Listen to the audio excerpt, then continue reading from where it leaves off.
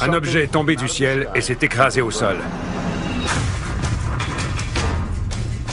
Devant plusieurs témoins, un objet en flammes s'écrase au sol. C'était rond et des flammes sortaient à l'avant. Et un deuxième impact survient à 3200 km de là. Personne ne devait les suivre. La technologie dévoile de nouvelles pistes sur l'un des sites. Ce n'est définitivement pas naturel. Et les témoins parlent d'hommes en noir sur un autre. Il faisait partie d'un organisme inconnu. Qui ou qu'est-ce qui s'écrase dans ces régions? Était-elle contrôlée de manière intelligente? Assurément. Que sait le gouvernement sur ces incidents? Je ne vois pas comment les militaires pourraient cacher ça. Voici l'enquête numéro 65303. Écrasement d'OVNI. Whatever it was, they wanted it back.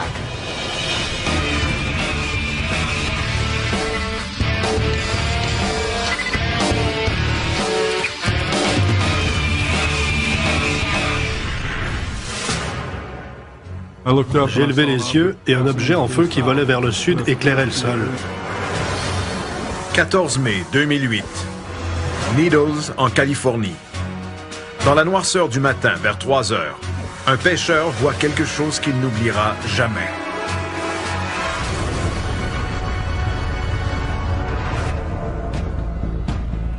Une boule de feu bleu éclaire le fleuve Colorado. Et quelques secondes plus tard, elle s'écrase dans le désert. Certains croient d'abord qu'il s'agit d'une météorite, mais ils ne peuvent pas expliquer la couleur étrange. Et ce n'est pas tout. En quelques minutes, 5 hélicoptères anonymes arrivent sur les lieux. Des hélicoptères à double rotor de type militaire, dont l'un est muni d'une immense grue aérienne. Peu après, des témoins ont vu les appareils quitter les lieux en héliportant quelque chose. Selon les témoins oculaires, l'objet mesure environ 10 mètres de long et est aussi massif qu'un camion-citerne. Plus impressionnant encore, l'objet bleu brûle toujours.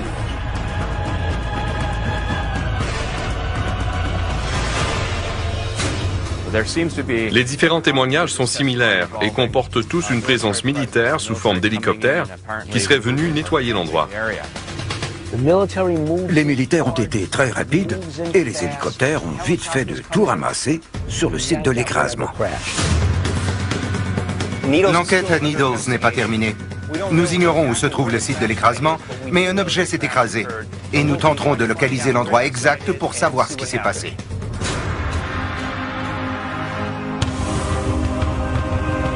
L'enquête débute à Needles, avec la recherche de nouveaux indices. Des gens sont persuadés que le désert cache encore des preuves de l'écrasement mystérieux. Ted Ackworth tentera de trouver l'endroit précis où l'objet s'est écrasé. Si un objet volant s'est écrasé ici, c'est certain qu'il existe encore des preuves solides, physiques et scientifiques. Pat Oskert longera le fleuve à la recherche de marques au sol. En tant qu'enquêteur, c'est une belle occasion pour moi d'aller sur le terrain pour trouver des réponses. Bill Burns rencontrera des témoins oculaires qui ont assisté à l'incident en direct. Je veux savoir pourquoi les militaires continuent à nier qu'ils sont venus ici.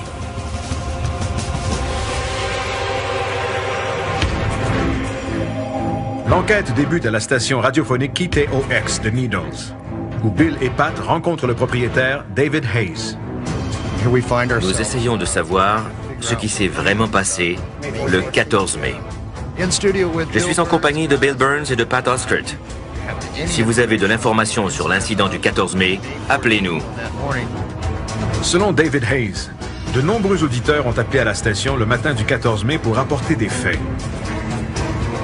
Et les appels continuent d'affluer. Nous allons prendre un appel. Bonjour, vous êtes en direct?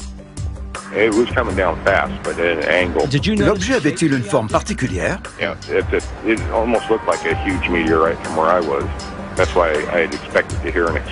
D'accord. Plusieurs ont d'abord cru voir une météorite, mais ils ont changé d'avis en voyant la suite des événements. Je crois que cet objet sorti du ciel a été saisi ensuite, mais je n'ai aucune idée de ce que c'était, puisqu'ils l'ont ramassé tellement vite. Vite à quel point? Tout s'est fait en 20 minutes. Crois-tu qu'il était suivi? Je crois que oui. Autrement, comment aurait-il pu effacer toute trace aussi vite? Il savait que l'objet était là.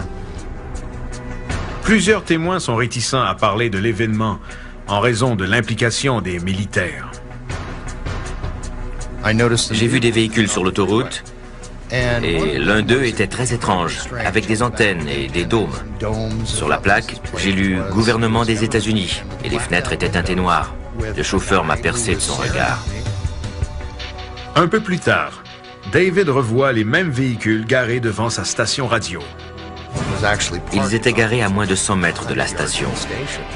Et sans en être certain, les véhicules semblaient munis d'une technologie électronique très avancée, comme pour me surveiller. La présence des véhicules de surveillance ne s'arrête pas là. Le jour de l'écrasement, en après-midi, des gens ont vu arriver des avions étranges et anonymes à l'aéroport local. Les avions sont blancs, avec une rayure rouge, et pour certains, ils sont très familiers. L'autre partie intrigante de l'histoire concerne les avions Janet, qui, ce matin-là, arrivaient et décollaient de l'aéroport international de la région.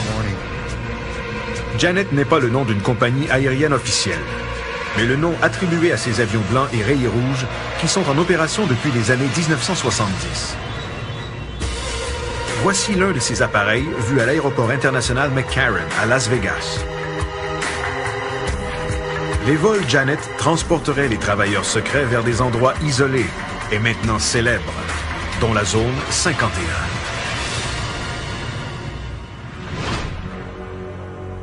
Pourquoi les gens les voient-ils à Needles le lendemain de l'écrasement? Bill se rend à l'aéroport Laughlin Bullhead pour y rencontrer le directeur, David Gaines, dans l'espoir d'obtenir la réponse. Les avions gouvernementaux viennent-ils ici? Oui, surtout leurs avions militaires. Avez-vous déjà vu un avion de la flotte appelé Janet? Non. Avez-vous déjà vu ici un avion blanc avec une rayure rouge sur le côté et des hublots teintés noirs transportant des passagers secrets? Non. Vous n'avez jamais entendu parler de cet incident et vous n'en savez rien? Je n'y accorde aucune crédibilité parce que ça ne s'est pas passé ici. Si vous l'aviez vu, mais que vous aviez reçu l'ordre de ne rien divulguer, que me diriez-vous en ce moment? Je vous dirais qu'aucun avion blanc n'est venu ici et que personne n'est au courant de quoi que ce soit.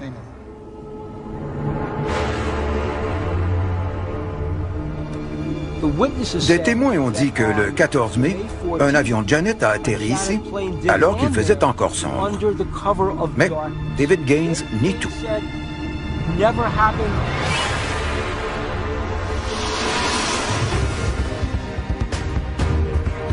Puisque les témoins refusent d'en dire davantage sur les événements du 14 mai, l'équipe décide de chercher des preuves dans le désert. Pat prépare une expédition le long du fleuve Colorado. Son objectif consiste à trouver l'endroit exact de l'écrasement. Nous serons accompagnés de l'archéologue Garth Baldwin qui saura distinguer l'érosion naturelle des irrégularités d'un sol qui aurait subi un impact violent. La mission ne sera pas facile. La végétation est très dense. Nous allons marcher dans le désert pour tenter de trouver des indices d'incendie et d'un impact. Si la nature a subi de tels chocs, les preuves devraient être apparentes. Fouiller le désert sera une tâche ardue. Mais de nouveaux développements pourraient aider l'équipe.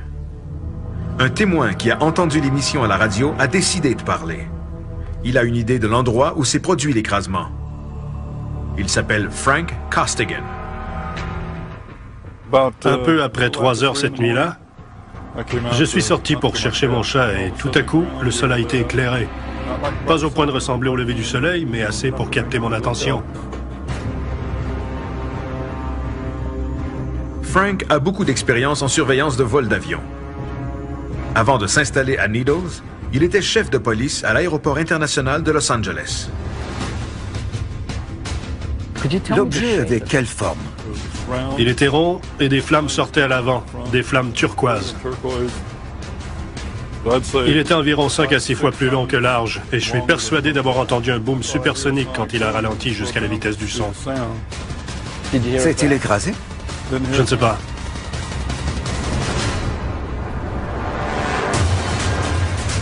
Frank dit ne pas avoir entendu d'écrasement parce que l'OVNI a disparu à l'horizon en se dirigeant vers le sud, entre Needles et Topok, après avoir traversé le fleuve Colorado.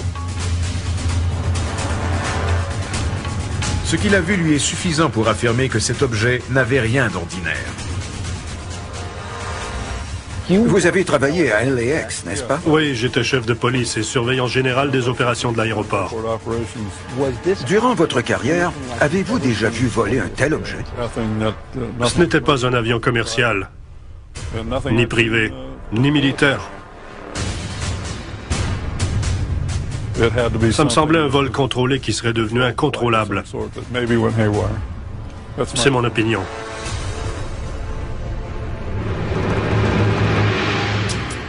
Si cet objet volant était contrôlé, qui le guidait et d'où venait-il? Le désert près de Needles est entouré de bases et d'installations d'essais militaires. Au nord-ouest se trouve le champ de tir naval de China Lake. À l'est sont situés le fort Irwin de l'armée et la base du corps des Marines appelée 29 Palms.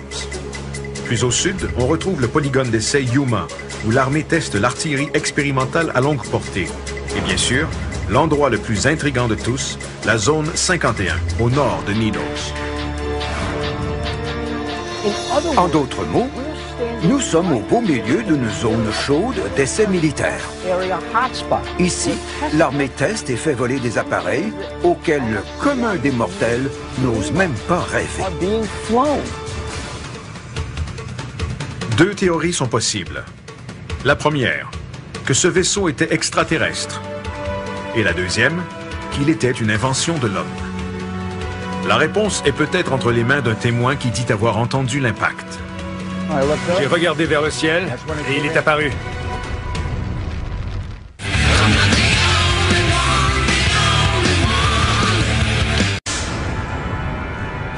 Il a percé un nuage et un autre objet le suivait derrière. Tôt un matin de mai 2008, quelque chose s'est écrasé dans le désert près de Needles, en Californie.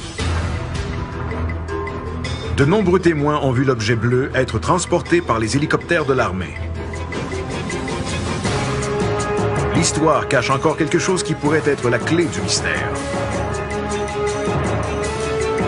Ce genre d'incident s'est déjà produit dans le passé. En juillet 1947, un autre écrasement dans le désert a attiré l'attention du monde entier sur la petite ville de Roswell, au Nouveau-Mexique. L'annonce publique des militaires disant qu'ils avaient récupéré un disque volant a choqué la planète entière.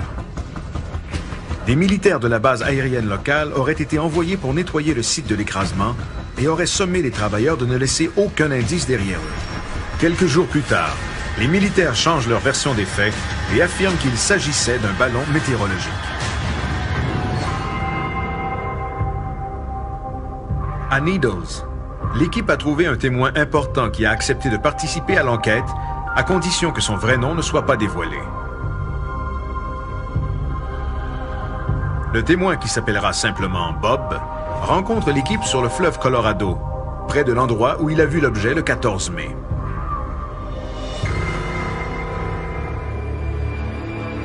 J'étais en train de pêcher et à 3 heures du matin, le devant du bateau s'est subitement illuminé. J'ai levé les yeux et j'ai vu quelque chose d'étincelant, bleu, qui tombait du ciel. L'objet a traversé le fleuve au-dessus de mon bateau et il s'est écrasé au sol. J'ai entendu un bruit sourd. Où est-il tombé? À l'ouest de ma position, à environ 200 mètres de mon bateau, entre la voie ferrée et le fleuve.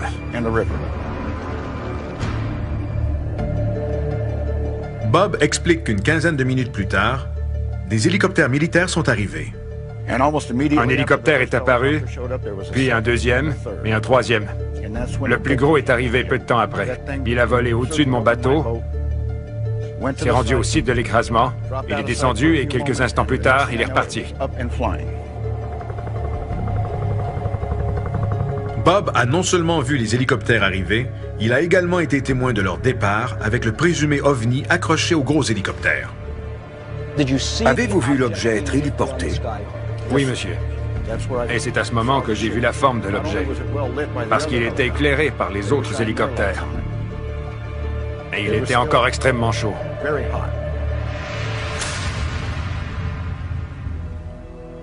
Bob et Frank Costigan affirment que l'objet s'est écrasé dans la région désertique près du fleuve.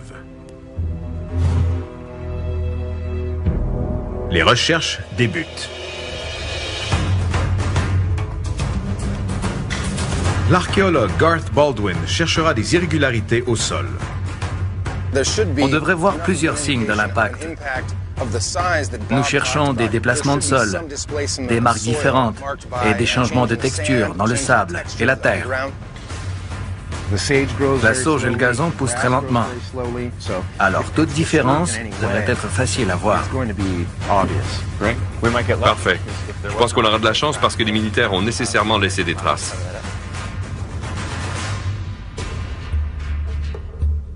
Trouver le site de l'écrasement sera éprouvant en raison des épais buissons de sauge qui couvrent le sol et qui peuvent facilement dissimuler l'endroit de l'impact. L'équipe décide donc de survoler la région à basse altitude.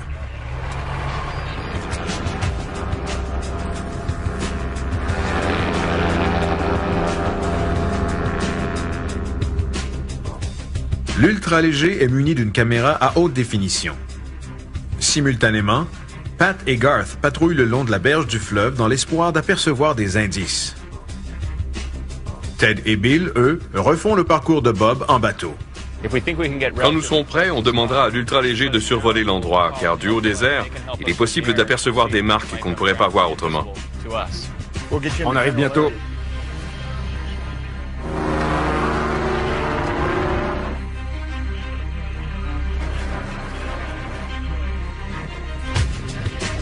Une heure plus tard, Bob voit quelque chose. Vous voyez le buisson qui touche l'eau? Ouais. C'est là. On doit s'en approcher.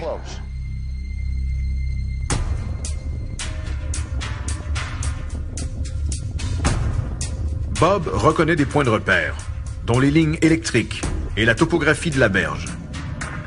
La voie ferrée est juste là. Êtes-vous certain que c'est ici? C'est pourquoi j'en suis certain.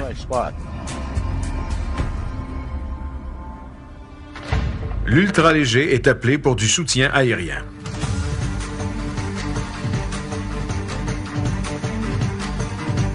Après quelques survols, un site est localisé.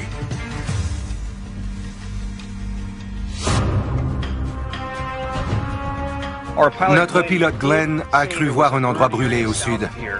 Cela concorderait avec ce que vous avez vu, Bob. Effectivement, de notre position, ça s'est passé au sud. Les traces de brûlure résultent possiblement de l'écrasement de l'objet. Je propose d'effectuer des transects en S.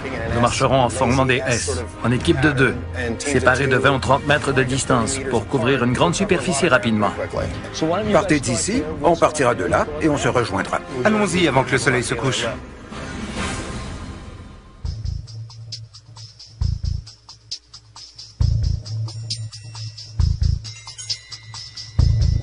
Avant même d'arriver à la région brûlée, Ted et Bill trouvent des signes d'un impact possible. Là-bas. Allons voir. La dimension est celle qu'on recherche. Exactement. Ce petit monticule est plutôt étrange, non? Oui. Et la dimension de ce cratère correspond aux descriptions. En fait, on voit uniquement une partie d'un cratère de ce côté. Si un objet atterrit ici en repoussant le sable devant lui, il serait normal de voir une dune comme celle-ci. Je vois une forme de fer à cheval dans cette direction. Fascinant. C'est précisément la trajectoire décrite par Bob. Tout à fait.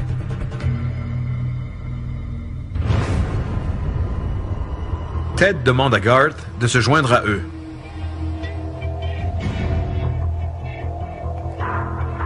Je ne vois pas de traces d'un impact direct. Je ne vois pas non plus de signes de végétation qui aurait brûlé parce qu'autour, tout est intact. Il n'y a pas eu d'impact ici.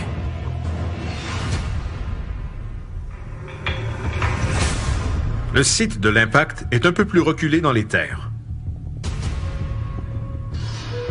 Quelques heures plus tard, l'équipe l'aperçoit. Tout a brûlé ici.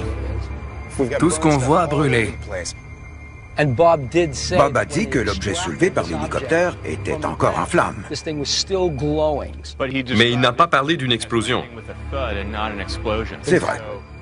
C'est un peu contradictoire. Garth explique pourquoi il a des doutes. Ces parcelles de terrain brûlées sont probablement le résultat de feux de broussailles. Plusieurs buissons ont brûlé ici et là, mais ça me semble naturel. Il y a de la végétation bien vivante tout autour, et de la vieille végétation très sèche, qui aurait pris feu s'il s'agissait de l'endroit de l'impact.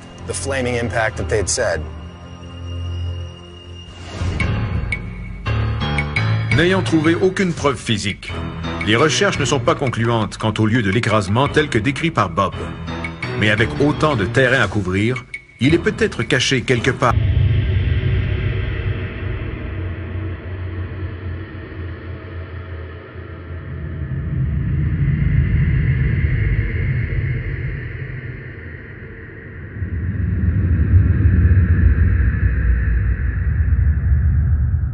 Dans la brousse.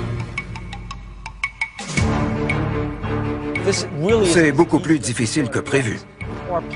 Notre pilote a trouvé des endroits brûlés du haut des airs et nous les avons tous examinés de près sans trouver de preuve d'un impact. Nous allons continuer en espérant être chanceux. Pendant les recherches au sol, un nouvel indice fait surface. George Knapp, journaliste enquêteur pour KLAS Television à Las Vegas, cherche également des réponses sur le présumé écrasement d'OVNI à Needles.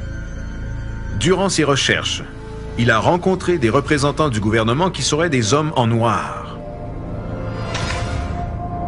Des agents qui auraient tenté d'intimider les témoins qui ont vu les OVNI afin de garder ces incidents secrets. George Knapp a vu ces gens, il sait qui ils sont, il connaît leurs intentions et leurs activités.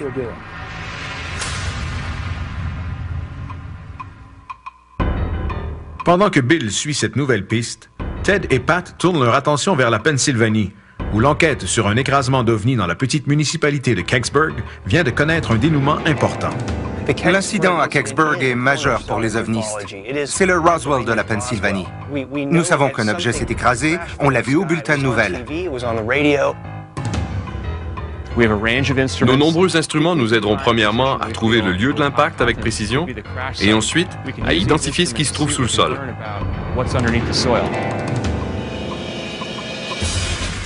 Ted prépare une analyse approfondie du site de Kecksburg à l'aide du témoignage du dernier témoin vivant. Son objectif consiste à prouver que les militaires tentent de cacher l'incident depuis de nombreuses années. J'étais ici, je marchais, et quand je l'ai vu, je me suis dit que ça venait d'un autre monde.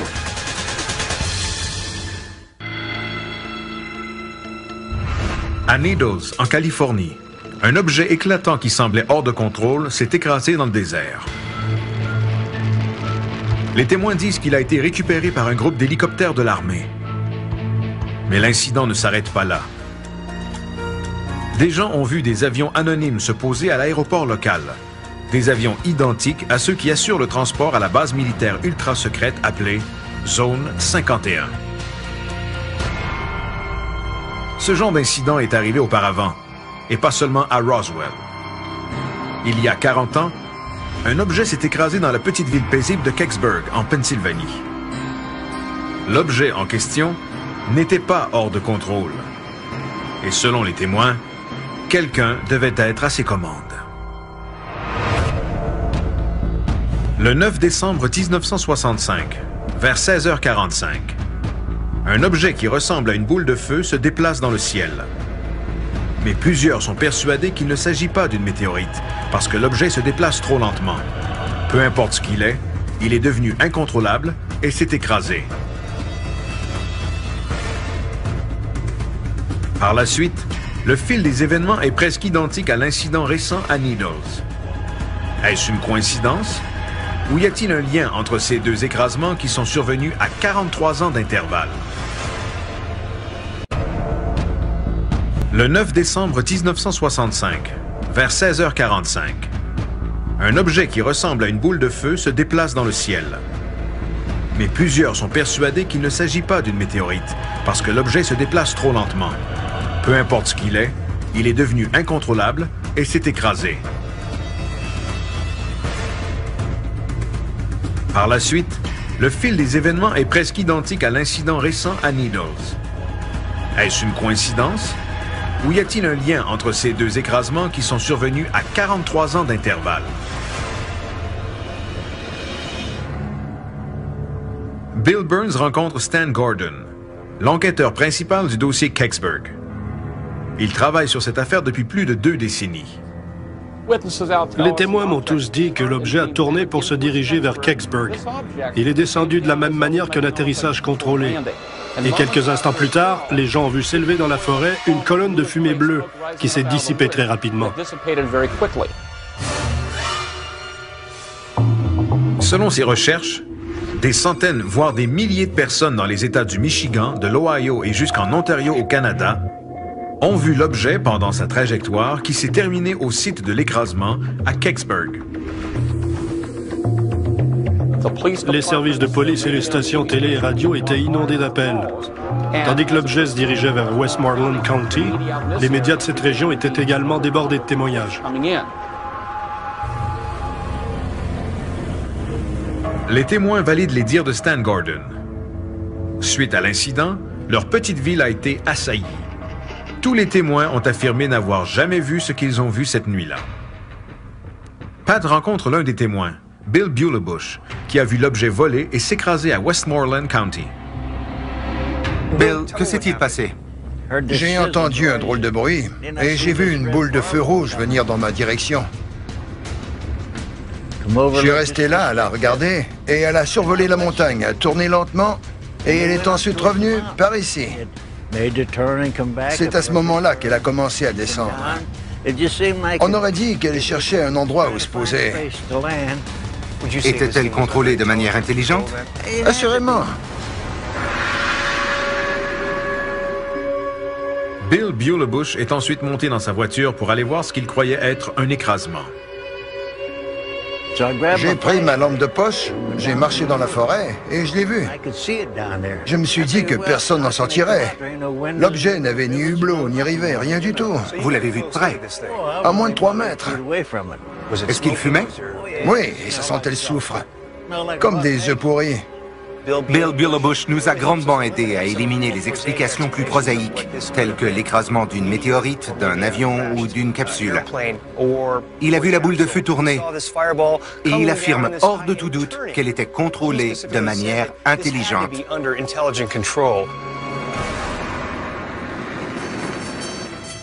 Peu après, le personnel d'urgence se rend au site de l'écrasement. Le pompier volontaire Jim Romanski fait partie des premiers répondants et il est stupéfait par ce qu'il voit. J'étais estomaqué, parce que je m'attendais à voir un avion. C'était plutôt un énorme morceau de métal, en partie enfoncé dans un fossé. Pouvez-vous décrire comment il était enfoncé? Il faisait nuit, mais j'ai vu des tas de branches autour parce que l'objet avait accroché des arbres en s'écrasant. Jim dit que l'OVNI avait la forme d'un gland, marqué d'inscriptions étranges tout autour. Cette description est rare. Les ovnis sont généralement triangulaires ou en forme de disque. Mais ce n'est pas tout. Ces étranges hiéroglyphes rappellent une autre enquête menée à Bentwaters, où un ovni se serait posé près d'une base militaire britannique en 1980. L'OVNI arborait également des hiéroglyphes semblables à ceux dont parlent les témoins à Kecksburg. Aviez-vous déjà vu ça? Non, jamais de ma vie. J'étais ici, je marchais, et quand je l'ai vu, j'ai bien examiné cette chose. J'ai réfléchi, et je me suis dit que ça venait d'un autre monde. «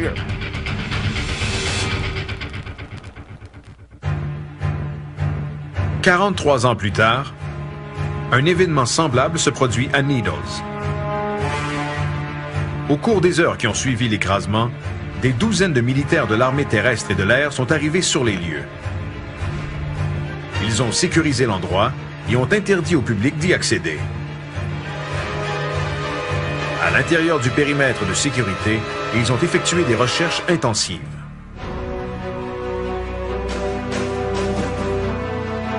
Bob Gaddy, journaliste au Greensburg Tribune, a été envoyé au site de l'écrasement et il se souvient très bien de la présence intimidante des militaires. À mon arrivée, il y avait déjà au moins une douzaine de militaires sur les lieux, en plus des policiers de l'État de Pennsylvanie. Je leur ai dit que je devais aller voir. Ils m'ont répondu qu'il n'y avait rien à voir. Alors j'ai demandé pourquoi ils m'interdisaient l'accès s'il n'y avait rien.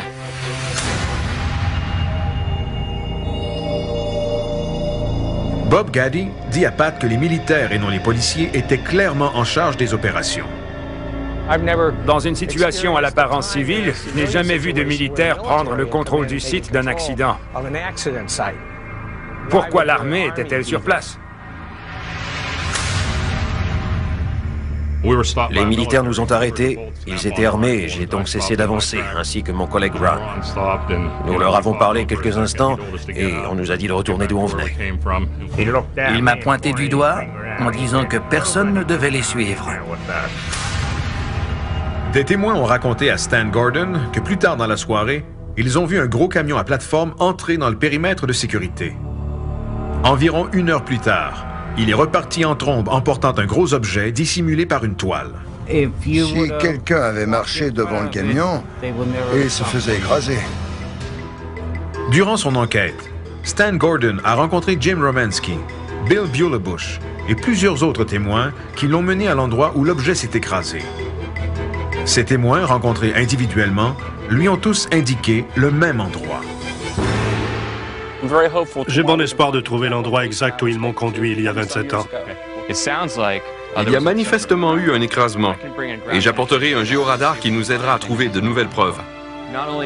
Non seulement Stan a rencontré des témoins qui nous ont indiqué le même endroit, mais les chances que nous y trouvions des débris sont excellentes. Les témoins et les enquêteurs ont déjà scruté cet endroit, mais jamais avec de l'équipement technologique moderne. Ces marques pourraient-elles indiquer qu'un objet s'est écrasé ici?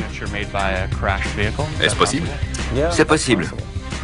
À travers le pays, l'incident à Needles est connu du public lorsque des gens rapportent avoir vu les tristement célèbres hommes en noir. Ils sont des agents fédéraux. Ça venait d'un autre monde. En décembre 1965, un objet en flammes a survolé le ciel du Canada, du Michigan et de l'Ohio. À ces endroits, des témoins disent que ces débris sont tombés au sol, qu'ils ont entendu un boom supersonique et un sismographe aurait même enregistré l'impact.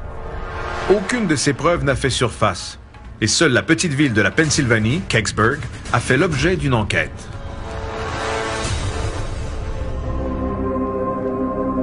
Plusieurs témoins ont rapporté que c'est dans ce ravin que s'est écrasé l'objet en forme de gland, marqué de hiéroglyphes. Cet endroit est maintenant devenu le point central de l'enquête.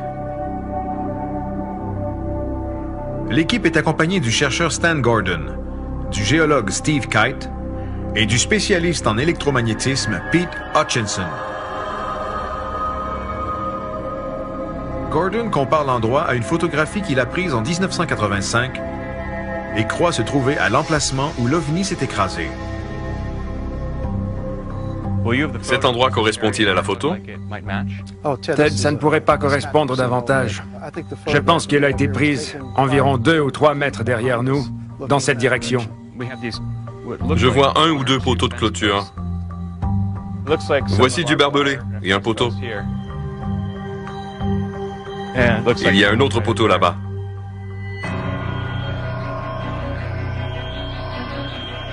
Les poteaux de clôture identifiés grâce à la photographie de Stan Gordon et les témoins sur place indiquent que l'écrasement s'est bel et bien produit à cet endroit.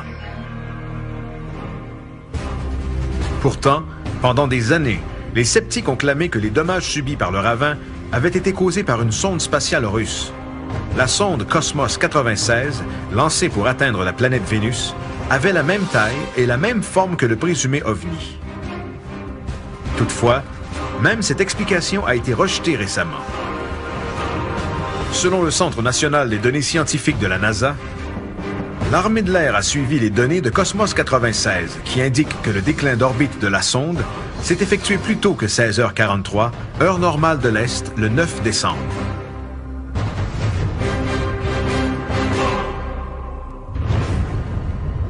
L'intérêt de la NASA envers cet écrasement remonte à plus loin dans le temps. À cet endroit précis, en 1965, des témoins ont vu des représentants de la NASA collaborer avec les militaires. J'ai vu des hommes de la NASA en uniforme et certains portaient des combinaisons blanches.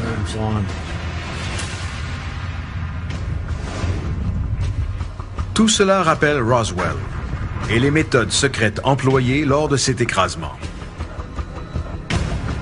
Un gros camion avait rapporté quelque chose caché sous une toile durant la nuit. Est-ce possible qu'ils aient laissé des traces que l'équipe pourra trouver après toutes ces années?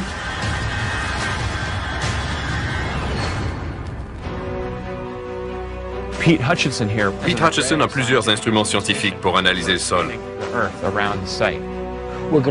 Nous allons examiner le sol attentivement pour tenter de trouver des preuves enfouies de l'écrasement qui s'est produit ici il y a 43 ans.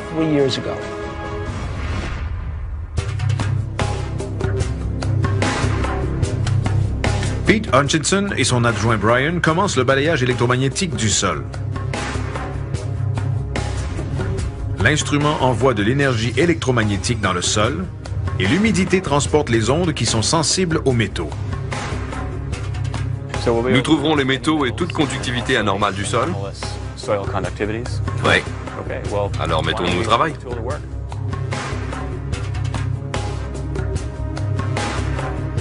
Durant leurs recherches, le balayeur identifie la conductivité métallique,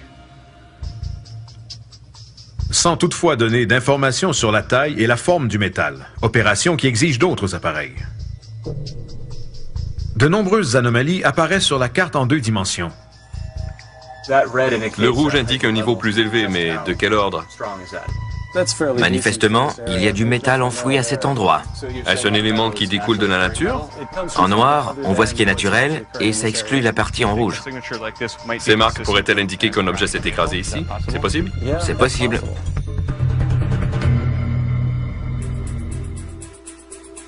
Selon Pete Hutchison, l'aspect inhabituel réside dans la concentration de métal anormalement élevée pour cette région de la Pennsylvanie. Il propose donc à l'équipe de creuser pour en déterminer la source. Ces données nous indiquent où concentrer nos recherches.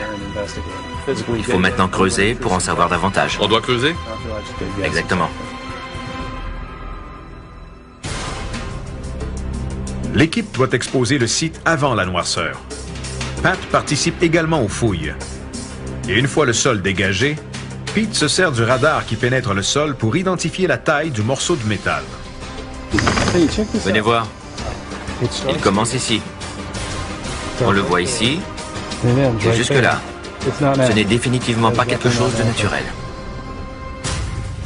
Le soleil étant sur le point de se coucher, les fouilles devront attendre au lendemain matin. D'où vient ce métal enfoui sous le site présumé de l'écrasement? Je suis impatient de continuer les fouilles pour avoir des réponses.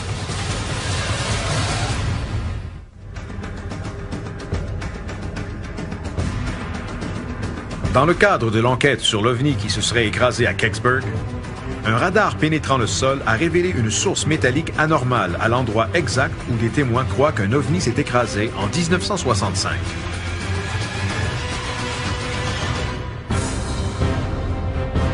L'équipe a découvert l'emplacement et s'apprête maintenant à creuser pour identifier la source métallique. En quelques minutes, L'équipe se heurte à un obstacle impénétrable.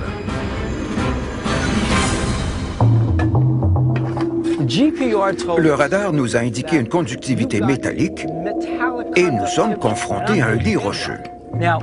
L'objet peut être dissimulé sous la pierre, mais cette possibilité est très peu probable. Le radar a peut-être capté des résidus métalliques de l'objet sur la pierre.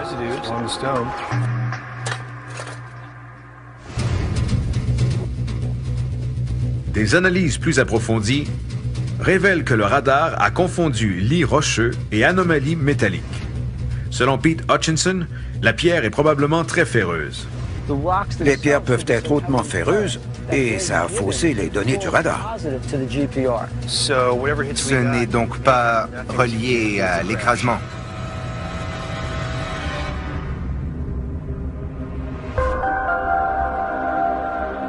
Malgré le faux signal généré par le lit rocheux, les témoignages et les entrevues individuelles qui ont soulevé les mêmes faits rendent ce site intéressant. Tout le monde s'entend.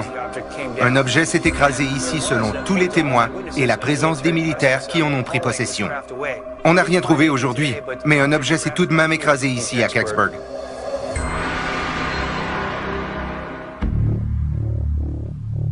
Bill reporte son attention à Needles. George Knapp, journaliste enquêteur pour KLAS Television à Las Vegas, a une piste étonnante sur les hélicoptères qui auraient été vus après l'écrasement. Je travaillais sur un article sur les hélicoptères noirs avant de commencer à m'intéresser à l'incident de Needles. Nous savions déjà d'où ils provenaient, c'est-à-dire de Fort Campbell au Kentucky. Ils sont surnommés les Night Stalkers. Task Force 160. Les Night Stalkers, ou Task Force 160, est un régiment aérien spécial dont tous les membres doivent avoir une cote de sécurité de niveau secret. George Knapp a effectué des recherches sur un groupe d'hélicoptères noirs qui serait intervenu lors de l'écrasement à Needles et il a découvert qu'il s'agissait des Night Stalkers, le même groupe qui a transporté un objet en flammes après l'incident Cash Landrum au Texas en 1980. L'incident Cash Landrum, à l'instar de celui de Needles, impliquait des hélicoptères militaires qui ont poursuivi un objet lumineux pour ensuite disparaître à l'horizon. Cet incident a causé des maladies radioactives très étranges à 3 témoins oculaires. George Knapp va encore un peu plus loin et découvre que le personnel militaire travaillait sur des projets top secrets et sans nom à Needles. S'agit-il des hommes en noir mentionnés par plusieurs témoins oculaires? Ces hommes sont partis de Needles pour retourner à Las Vegas. Et à bord de leur véhicule, ils se sont arrêtés près de nous, ont laissé leur véhicule en marche et sont venus nous parler. Ils nous ont dit être des agents fédéraux sans jamais nous mentionner de quel organisme ils faisaient partie. Et ils nous ont dit qu'ils transportaient des armes nucléaires. La présence de ces agents à Needles demeure toutefois un mystère. Ce groupe est entraîné et dangereux. On parle de commandos qui transportent toutes sortes d'armes. N'étant pas des gens très commodes, je pense qu'ils ne seront pas heureux de toute cette attention qu'on leur porte.